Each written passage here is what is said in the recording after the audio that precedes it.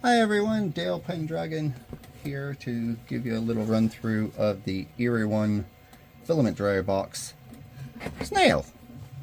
I think it kind of speaks for itself as to why it's been called that. I definitely have to agree this is a snail. I am even very tempted to print a little head from Turbo, the snail from the Pixar film obviously, and put it on there, let it be Turbo Snail. Anyway, that's my joke for the day. Simple, very simple dry box to use. Obviously on the front, place for a PTFE to go in. Obviously for your spool to feed out from.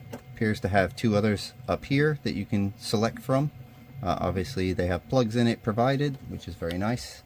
Little green sticker here obviously releases the top. Yes, as you can tell, I've already opened it just to see what all was in.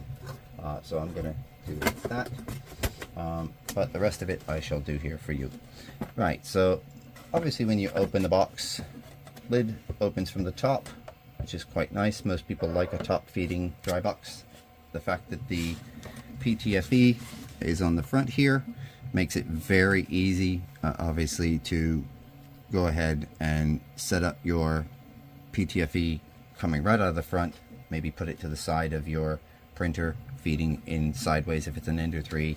If it's an Ender 5, obviously, which in most cases has the extruder at the rear, this could be a little bit of an issue, obviously, because you would have to loop it backward like that, or turn this around. The nice part is they do also accommodate from here, obviously PTFE, so you can put a PTFE on either of these two and maybe feed it out the front, or depending on the angle that it wants to sit, may be able to feed up and backward. Yeah.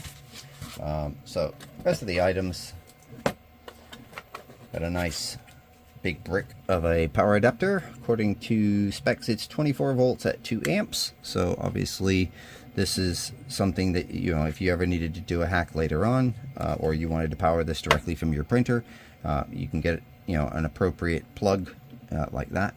Here we go, a little one like that.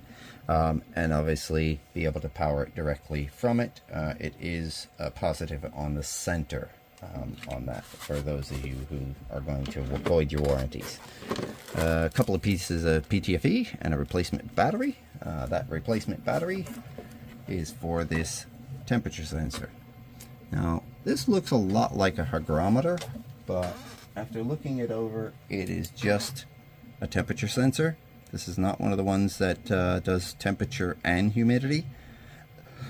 Obviously, if you wanted humidity as well, if you can find a suitable one that will fit that size of hole, then you might be able to replace that.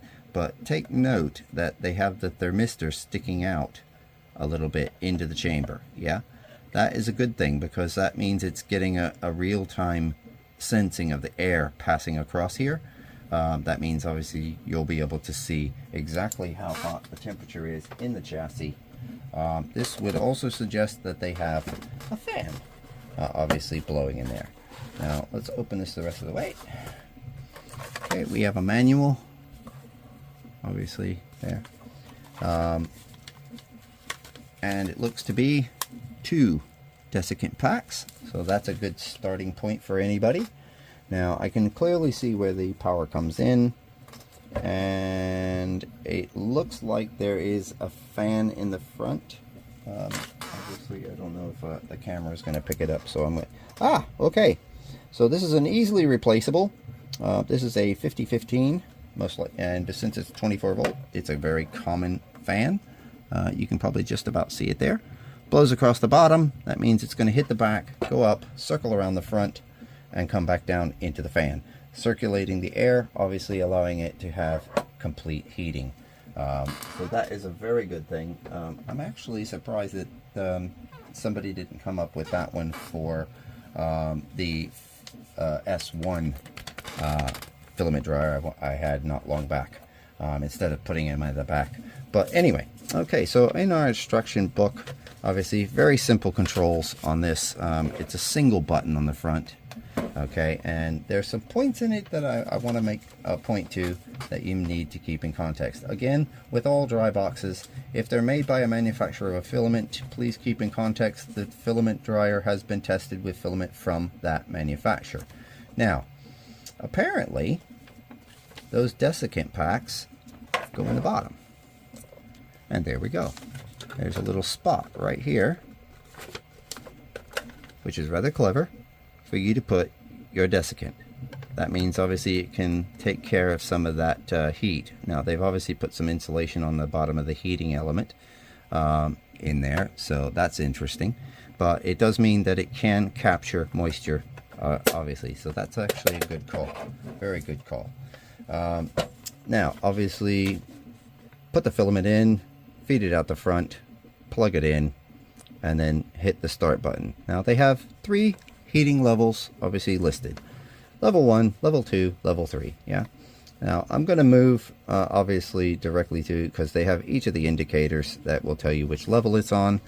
But what's interesting here is in the specifications with regard to drying temperatures and time. So level 1 is 5 hours fixed time, 40 to 45 C. The level 2 heating is 45 to 50 C for 8 hours. The level 3 is 50 to 55 for 12 hours. Yeah. Now, these, by some people's reckoning, is low. Okay, that's a low temperature for the top end. There are some brands of filament that will not dry completely, no matter how long you put them in for. No matter how many times you run it, it just won't shift it. Yeah. So if you're not using Eryone filament, you may or may not want this particular box because of the temperature range, if you know for a fact your filament requires higher than this. Yeah. With the recommended heating level table, okay, for level 1 is suitable for PLA and PVA. Yeah. Level 2, PETG, TPU, polypropylene, which is PP. Yeah. Everything that is from level 3 are the following: nylon, ASA, PICF, which is nylon carbon fiber, for those that don't know, ABS based, so that could be ABS, ABS-CF, or any of the mixes that they have, like ABS Plus or Easy ABS, named by some, HIPS, obviously, and finally polycarbonate. But they also say you can do desiccant. Okay, so this is very interesting because it suggests level 3 for 12 hours, and you could use this to dry out your desiccant. So obviously that is very useful information to know. So because desiccant, it's not just from one company, as we all know. But that is the simplest dry box that you can find. Now, the fact that it is a rollery delivery system, okay, this means that if your filament rolls are not reinforced on the edge from the manufacturer, yeah, you need to consider this, okay, because otherwise the weight of the spool on its initial weight of 1 kilogram, usually around 1.2 with the spool weight, if it's plastic. If it's a plastic spool, that's not a problem. If this is a paper spool, these rollers will flatten the edges. It will eventually make a dent, especially while it's heating, and it can cause it to catch. If it catches, you will get an under extrusion problem. A lot of people found this out with the Bamboo Labs AMS. Obviously that rollers just didn't like certain spool types, so rings that were printable or respooling to respool your filament onto a Bamboo Labs filament spool became a normal thing. This also applies to anybody with a dry box that has a roller. Okay, if it has rollers, you need to keep that in mind. Now, if you're using printed rings, you need to use a material that is suitable for the drying temperatures that you're going to be working with. So obviously with this particular dry box being able to go up to 55 C, the absolute minimum I would tell a person to use is PETG. You use anything less and it's going to melt or go soft, and you're going to have the same problem. Yeah. Ideally, if you can print ABS, print them in ABS, because it won't matter at that point what dry box you use. Okay, you'll be able to use a dry box that can go right on up to 70 C and it'll handle it. Yeah. But that is the basics of the Eryone filament dryer box Snail. Very nice, and yes, it is actually that warm in my office. It does that especially when I have two printers that are running. Anyway, hope you all enjoy. I will fire this up, give it some run-throughs in a second half to this video once these print jobs finish and I can free up a plug. Okay, time to do some real-world testing. I'm going to use some Eryone PLA that's been open for a bit. Now, I'm curious on there, there's the little fan, so we're going to set it for level 1, which is PLA, and yeah, it's definitely spun up, so I can definitely confirm we have air circulation in here. Let's just have a look at... Oh yeah, that gets hot quick. Okay, so time to put this in here. It's got good rolling action at least, so that's alright. Doesn't seem to bind any wet at all. So let's go ahead and close that up, and we'll just let it sit for a while. And I can see already that the temperature is starting to rise fairly quickly in there. That's actually quite good. Now, just as a little point, those temperature things also come in a hygrometer version. You can get these little bad boys on Amazon. You just need to open it up and do like they did and put the thermistor on the outside. Yeah, that or extend the wires. But this way you can then get temperature and humidity in the chamber. And it's an easy, simple upgrade. I doubt very seriously they would complain warranty-wise. It's basically pop that one out, pop this one in. Anyway, see how it goes. Oh, and just throwing this little bit in there, I've put that in there with it. So it's going to take it a few moments for that to obviously catch up with this one. And I'm sure there will be some temperature differences, but the main thing I'm interested in is that humidity. Okay, we're about 5 or 10 minutes in. Let's see how we're doing in here. Yep. Within a few degrees of each other, so I'm not surprised since that's laying down against the filament. But that seems to be talking to it nicely. Yeah. Humidity's still up there a little bit, so I'm just going to do the proverbial lift the lid thing. Oh yeah, you can feel the heat coming out of there. Oh yeah, and as expected, it's already dropping. See that? Just by lifting the lid for a split second. This is one of the things that obviously really helps with dry boxes, is that although it has the desiccant in the bottom, it can't absorb it that quickly. That is more really for maintaining your overall humidity. I think I am going to end up switching that one for this one here. That's one of my own little hygrometers that I got off Amazon. It's quite useful, but I think it would probably do better there to be able to see both. But yeah, there it is so far doing its job. Let's see how it does with the overall humidity later today. That's going to run for at least another 4 hours and change, so obviously, as you can see, I'm piecing this all together, just testing it along. Okay, so let's do a little bit of a test. Okay, so we're at 17. Open up the lid, it starts to jump. It was at 20 a few moments ago with the lid down. So let me go ahead and close that back down now that that's... Yeah.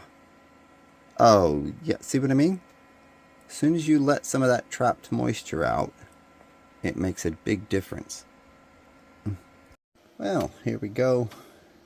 I did end up running 2 sessions, but it got it down to 10% inside of the chamber. So overall, I would definitely say it does the job, but it can obviously depend on what you're working with for material and how wet it was. Clearly this one required 2 sessions. But there we go. That's the Eryone Filament Dryer Snail. And yes, of course, that's my drink. But anyway, the filament in question was the sparkly purple from Eryone. It's PLA. This is one I used for at least a few prints recently. So there we go. Okay, final little test. It did really well with the PLA. So I'm going to go ahead and give it some serious work. I've put my hygrometer in the front, kind of balanced it there. I've just turned it on, so it's heating up at the moment. This is some blue ABS that I think I've had this stuff in a box, not probably very well sealed, probably for the better part of 3 years. So let's see how it does. I'll obviously update this video with pieces and piece them together as we go through, just to kind of show the progress that it's making. Probably really looking at the fact that I'm having to use a torch to see inside of here, probably would have been better, yeah, if this had been clear instead of smoky dark colored. I'm sure this is an aesthetic thing that some manufacturers are starting to use. Personally, I think clear would have been better, because you can also easily identify what the current color is without having to look really close or lift the lid. This is going to be one of those things that people really look for in some cases, especially if they're leaving the spools in the dry boxes and you have to try and remember which one you loaded last. But yeah, we can see it's already starting to drop a little bit as it's heating up. Lights obviously will continue flashing until such time as it reaches temperature, and then they kind of stable as it's going. Okay, so there we go. It's currently got 43% humidity in there, and the temperature is slowly rising. I can see there's a little bit of a temperature difference between my little Amazon one and the one there, so I'll probably want to see which one is closer to accurate. I'll probably test that later with an actual thermometer that has a more accurate reading. Okay, coming back quite a ways now. I've even lost track of time of when I started it, but let's have a look. Doing good so far. Okay, several hours later, hygrometer suggests 10%. Temperature's dropping because I lifted the lid, but there we go. See if I can. Yeah, it's hard to see through that smoky glass, but there we go. Seems that it's definitely able to do what it's supposed to do. This is a very good thing, because this means it will ultimately be able to manage drying it. And there we go. That's the Eryone Filament Dryer Box Snail Edition. Very simple dry box to use. Worked really well with the PLA and the ABS. So probably going to try it out with the drying of desiccant, because as you can imagine, I've got loads of little desiccant bags that could be used again should they be dried out. So might give that a go, and I can just sit it off to the side. If you're not going to use it for your printer, and mainly it's going to be, just for drying filament that you have, issues with, you can set it off to the side. It doesn't take up a lot of room. Very easy to operate, and literally one button, boom, boom. Like I said, the other aspect is one of these. Yes, that's the average humidity coming up in my office, but anyway, as you can see, it has both temperature and humidity. Now, this is the same size as the one that's in there. Now, I've already kind of modified this one by pulling its little thermistor out where it pokes out the back. That is pretty much what they did on that one, except they had a slightly longer wire. This would give you the ability to monitor the temperature and the humidity in the casing. You can get these on Amazon, probably even AliExpress. Wouldn't be hard. If you need to know some dimensions, obviously that'll be something I can post in the comments. Just leave me a comment on that. But I will leave a link to the ones I got on Amazon. in case you're interested in getting one of those and replacing that front temperature sensor. Overall, I would definitely say it's reasonably priced. Obviously, again, I'll leave a link in the description. I'm not going to try and quote current prices because I know how those can fluctuate due to sales and so forth like that. But if you want something basic, does the job, you know, there it is. Now, temperatures that they claim for the different materials, once again, they're based on Eryone filaments. I did ask with that regard to them. They said, you know, well, as an industry, a lot of materials are very similar, so they feel that it should be able to work possibly even with other brands of filament. I would say that that may or may not obviously work out because some manufacturers have different mixes from others, you know, when they make their filaments as a polymer. So what works on one might not work on another. But at least you know that it's right in the ballpark. You might just have to leave it a little bit longer if you don't have an Eryone branded filament in the box. Okay? Well, I hope you enjoyed that. Nice and sweet and simple.